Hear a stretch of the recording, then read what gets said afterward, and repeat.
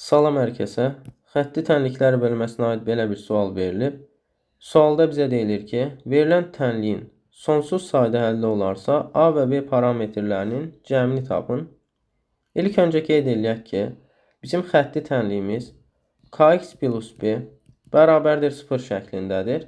Və buradan mən kx bərabərdir, b-ni sağ tərəfə atsam mənfi b alaram. Demək, bu tənliyin sonsuz həlli olması üçün bizim bu k-mız, yəni tənlikdəki a-2'miz bərabər olmalıdır 0-a və eyni zamanda mənfi b-miz də 0-a bərabər olmalıdır. Gətirib bu ifadəmiz də onda 0-a bərabərdir. AB minus 3 bərabərdir 0. Bu tənlikləri həll eləsəm A və B-ni tapa bilərəm. Birinci tənlikdə A bərabərdir 2-dir. Gətirib bu tənlikdə yerinə yazsam 2B minus 3 bərabərdir 0.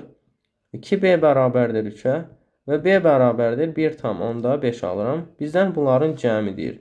Demək, 2 ilə 1,5-i toplasam bizə verər 3,5. Doğru cavabımız.